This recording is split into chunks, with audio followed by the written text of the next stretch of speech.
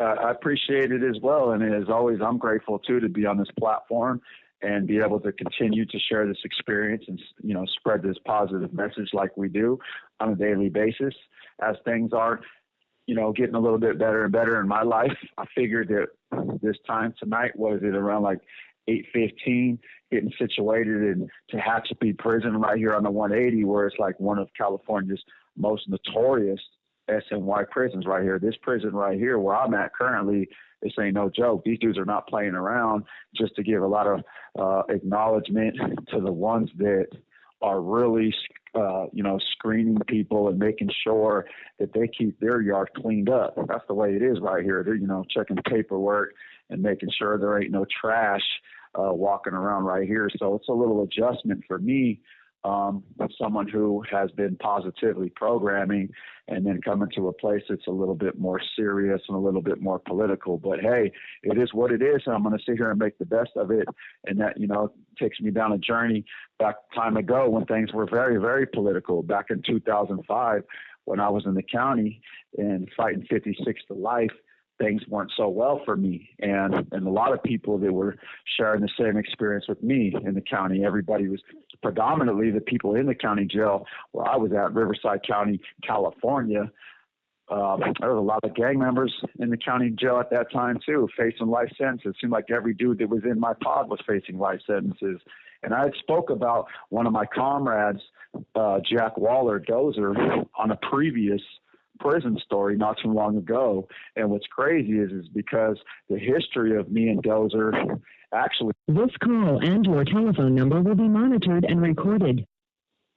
I spoke about the reason why he was in court and why he was out there in Riverside facing his murder trial from what happened over there in Chuckawalla. So when he was in Southwest County going to court for that entire murder, he ended up being my cellie. And the reason why he ended up being my cellie was because I was messing up around the entire county jail, getting into fights left and right, using violence as an outlet. That was just me. I'd never faced 56 to life before. So I was just mad at the world. And I told this, all time and time again, that was just the way that I was back then, mad at the world, because I didn't know how to use my brain. And I want to get something clear before I even get into this story right here, that on this channel, on this hit show right here, we try not to glorify violence. We try to spread a positive message.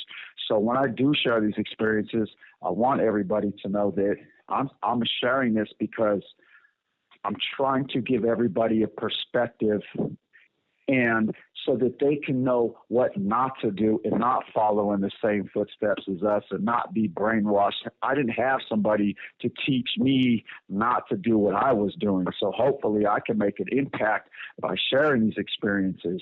And hopefully people do listen and take into consideration that we have a brain and we could use our brain instead of using violence as a way to solve our problems. Because back then, it seemed like that's all we did was smash on somebody, stab somebody. If somebody didn't agree with us, we would smash on them. We would hurt them. And that's not a way to be. That's not the way you deal with your problems. And that's the reason why I'm up on this platform time and time again, so that I can try to contribute to that type of positive mindset, and hopefully people can take it from me. So me and Dozer, we were cellies. We just ended up becoming cellies naturally, and I went right into his cell. He was already there, and now I was entering a state module. And the reason why I was entering a state module is because I had gotten to one too many fights, and the goon squad there thought that it was better that they threw me into a state module with the big boy, since I wanted to act like a big boy. Well, I'll tell you what, that was fine with me because I already had aspirations and I was already trying to be that dude, and I was already on a path of destruction. So I was welcome there because all of my older bros were there. All of my older comrades were there. And in my mind back then, I was trying to be with the big dogs anyways. So as we were cellies, I remember one night This call and your telephone number will be monitored and recorded. And the way things were super political back then, there was a lot of rules and regulations going on out here in California. And one of the main ones is that politically speaking, for active white population out here in California, is under no circumstances were we allowed to program with any type of white crip or white blood. Okay, it doesn't matter if you get along with other races at that time, and as soon as a white crip or white blood enters your dorm, that's it. It's over with. Us being friends with blacks and Mexicans, we're going to war. We're going from friends to enemies in a second. And I mean that literally. I'm not saying that figuratively. That's just the way it is. So one night I was sitting there. There's no TVs in our cells in the county jail.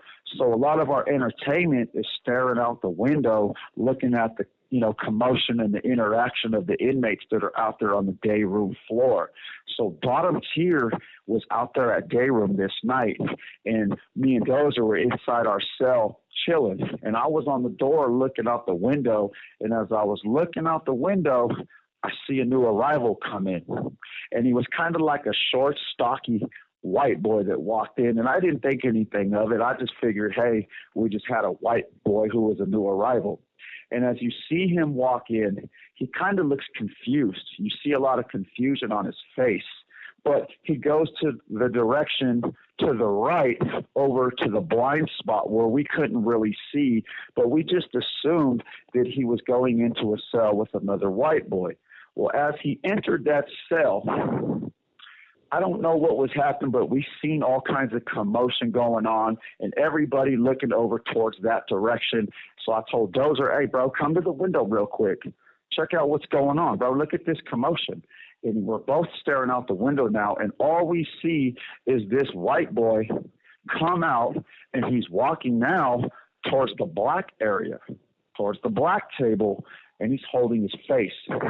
And we can't really see a lot of injuries on his face, but you can tell and put it together that he just got beat up. And then we're looking over to the white tables now, and you see them over there hoo-hawing, sieg-howling, high-fiving, and we just realized that they just put hands on a white crip. And as this is all going down, me and Dozer start looking at each other, and we're like, bro, we need to get the white boy's attention immediately.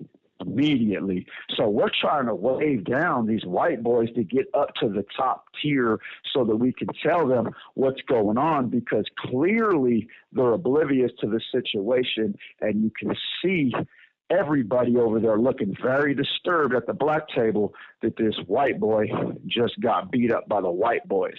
And the blacks in our county jails, we only have shower sandals. That's what they give us in the county jails. So when it comes times for war and things like this, the people would take off their shower sandals and they would pull off their socks and they would roll up their orange pants. And that's the way that they battle, because you don't want to slip on the shower sandals. And even some inmates would use their shower sandals as weapons. So we're seeing all these black dudes just kicking off their shower sandals, starting to get angry looks on their faces, and we're screaming louder and louder trying to get the white boys' attention, because clearly these black boys are getting ready to attack the whites. They just put hands on a white crip who obviously is well respected among the black community, or else they're not going to get this angry or take his side.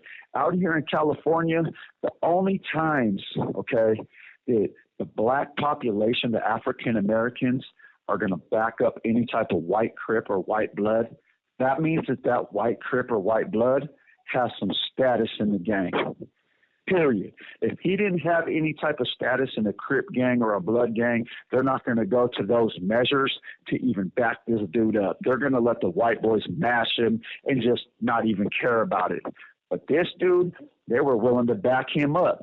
So we see the white boys, they're still over here high-fiving, and these African Americans already have their shoes kicked off. They already had their socks off their feet, and they're rolling up their pants, and you see them give each other the gesture to take flight. The next thing you know, they did it. And you have 60 seconds remaining. I'm calling you back. Ready? Hello? All right.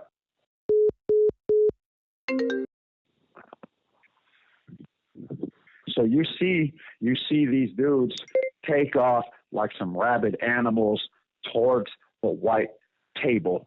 And when they went there, there had to be at least maybe 12 to 16 African Americans, and they were all Crips. At that time in my county jail, it was all Crips. You didn't see very many Bloods in my county jail unless they came from like San Diego, and the only San Diego blood gangs were like Skyline, Piru, things like that. But very rare did you ever see Bloods in my county. That's like San Bernardino area. That's where the Bloods usually hang out. Riverside, there's not very many blood gangs. So they attacked the whites so aggressively. Dude, it was so crazy. I'll never forget this. It sounded like a stampede as they're running through and across the day room, and they just mash on these white boys. But see, there's at least 12 to 16 white boys as well. But the way that they attacked them so hard, so fast, and so brutally, they could not gather their composure. They did not have enough time to react. It was the element of surprise that caught them off guard. And as they're getting hit, they're processing that they're getting attacked by these dudes. They were at fault because they let their guard down after they pounced on this white Crip. They should have known better, but they turned their backs to them, so they should have expected this. But all they could possibly do was try to get away from these guys. So they're running around the day room. And me and my cellie, we're just sickened by this because all we can do is watch at this point. We can't be involved. They're not popping our door, and all you see is the white boys just getting hit so hard and so fast by these dudes. It was insane to me. It was one of the very first times This call and your telephone number will be monitored and recorded. that I had ever seen or witnessed an event that was this brutal and this bad. It was, you hear about these things all the time, you talk about these things, but when you actually see it and you hear it and you have a front row to it, it's disturbing. And I remember you can hear the punches on these when the black dudes hitting these whites, the punches and the kicks were so hard and so loud that you can hear it clearly from inside my cell up on the top tier. And I see these white boys running around for their lives. And that now at this point, the cops, it took a long time. It takes a very long time in the county jails, especially this specific event. It took a very excessive amount of time for them to get the skirmish line into the rotunda for whatever reason. I don't know why. I can't tell you. All I know is that it was going on for an excessive period of time, and these dudes are smashing these white boys to the ground. Not only are they smashing them to the ground, you hear them yelling, "Fuck you, white boy. That's what you get. That's what you get. What's up? What's up?" And they're not stopping. You would think that at some point when there's blood spurting and they're running for their lives, they're covering up, these dudes are not stopping. So they obviously made some sort of agreement at the table before they kicked it off that they were going to go all the way until they were sprayed or until the cops can physically get them off of them. And there was a lot of my bros that were inside this riot. One of them happened to be one of my comrades, Jason Sawyer, Slim from Lads. Slim from Lads at this time was from American Front.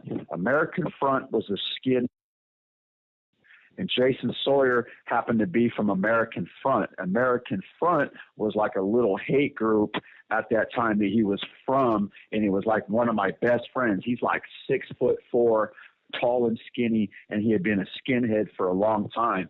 And it appeared as they were putting this down that they were targeting the more influential type of white boys. I mean, don't get me wrong, all these other white boys were getting smashed on.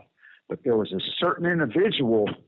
Now, you know, I want to take a little quick second just to throw this out there because everybody thinks that, not everybody, but people that are beginning this lifestyle and they think that, oh, coming to prison's cool, coming to the county jail's cool. Well, when things like this happen, they're not cool. They're not fun. I don't care what anybody says.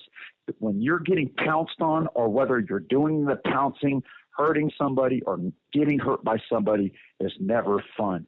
Please understand that this story right here is not glorifying anything. Please understand that I'm sharing this experience because it was so disturbing and the injuries were so bad after this.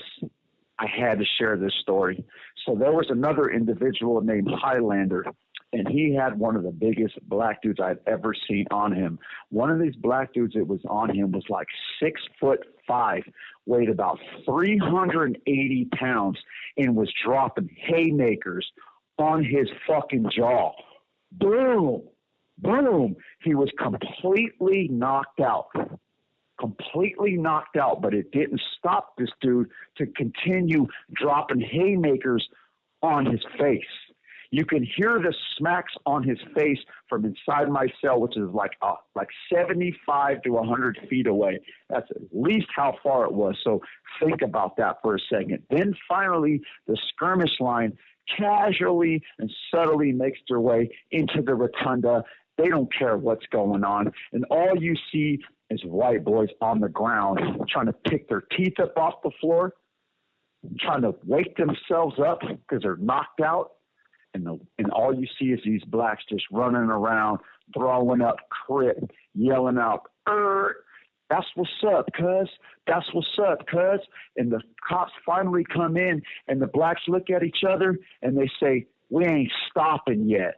And they went back to the ones that were unconscious and decided that they're going to stomp these inmates out until the cops come inside the day room and unleash the spray canisters on them. That's exactly what they did. And to me, that's when everything inside of me, my hair started standing up. I was just disheartened at what I seen.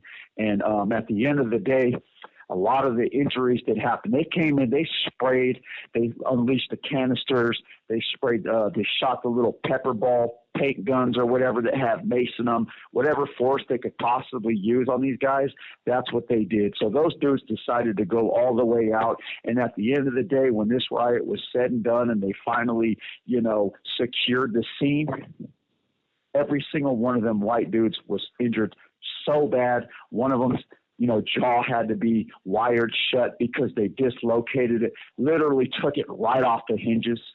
Another one lost like 4 or 5 teeth. There was another dude named Kelly where his upper set of teeth went all the way into his nasal passage. They punched his teeth into his nasal passage. And this riot was one of the worst riots that I've ever seen, and it happened over a white crip. And that's what I mean about anything can happen. You want to politic, you want to run active, you want to think this lifestyle is cool. Well, let me tell you something. Do you think it's going to be that cool when it happens to you and your upper teeth go into your nasal passage, or you're knocked out unconscious and you got a 385-pound black dude stomping your face in? You're lucky to be alive at that point. So I hope everybody liked this story. There's a lot more to come. We produce nothing but hits on this show. So thank you for allowing me to be on this platform once again. Tony. Bang. I love how you do that. Bam.